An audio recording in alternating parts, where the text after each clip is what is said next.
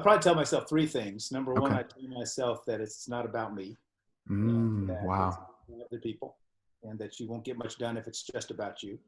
The second thing I would tell myself is that there's a rule in business, and it's rule number one, and it's don't run out of money. You can bend pretty much every rule, but if you break that one, it's like Monopoly. Everything goes back in the box, and you may play another day, but you're not going to play more today. Yeah. So don't break the rule. I mean, watch your cash flow. Make sure anytime you can harvest money and save it for a rainy day, do that. Okay. And I think the third thing I would do is I would just say, get over yourself.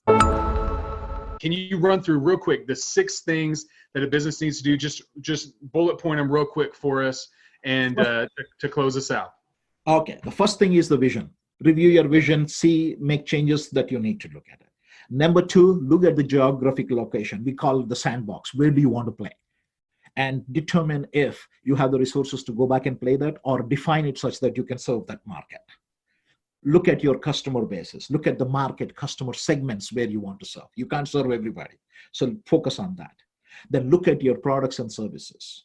Can you go back and sell the same thing what you're doing, or because of the situation, how do you go back and make changes to serve the customer better? And the next bit of it, and the most important I would say, is how are you reaching your customers? How are you communicating with your customers? How are you understanding their needs? That is, I would say, the top priority, number one piece of it. That's great. And the next is the value proposition and the brand promise.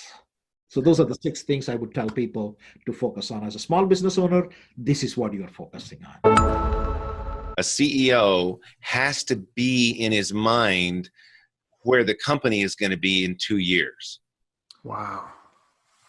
Wow, that's good. What that means is your reading has to be 2 years ahead of where you're going. If your company is going to have 5 more people in it in 2 years, you have to be the person today that leads those 5 people that aren't here yet. But you also have to be the person today who's absorbed the management levels that have to exist, and the new teams that are going to have to be there, and what education pieces are going to have to be there to build the leadership plan to develop your business plan.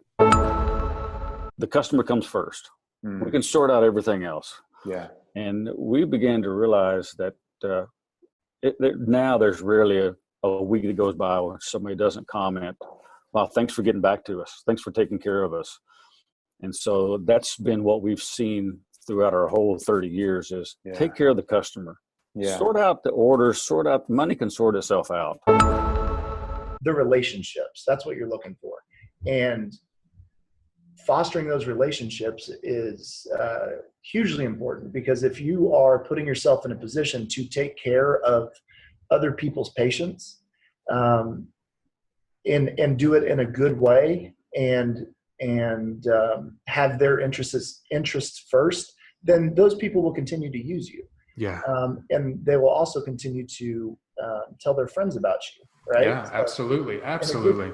And especially in group, and the more and more group practices that are popping up, that's an important thing. So relationships, everybody says it's not so much about, what you know is who you know. So getting your foot in the door and establishing those relationships and taking care of them, and not getting to the point where I'm too big to care about this person that sends me 1 person a month. Right. That's just not a productive mindset to have. You had this life-altering, this mass on your kidney, and you've got this health. I don't just want to call it a scare, but emergency. I mean, this crisis. How did that? You said it was subsequent to that you and your wife came together and said, "We need to go for this." How did that event play into your decision? Did it in any way? I'm curious. No, it definitely did. As I sat there in the hospital, going, okay, why me? What caused this? And why am I going through this? I was ready to jump in, God, and I think it was a time to help me have greater reflection on my career, greater reflection on how God really would want to use me.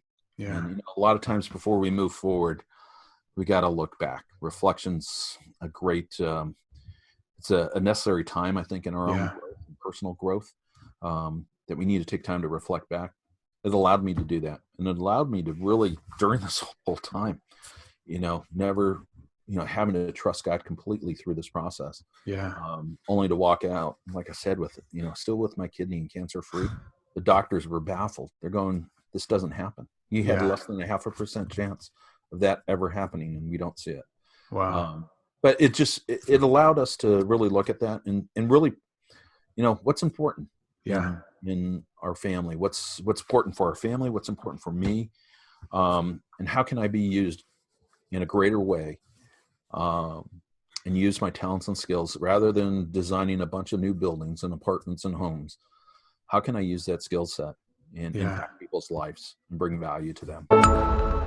If you found value from this video, please like and subscribe to the channel. To receive the free influence assessment, simply click on the link below that says Influence Assessment. If you have any questions or comments about influence, please comment below and I will look forward to connecting with you. Always remember, increase your influence, realize your dream.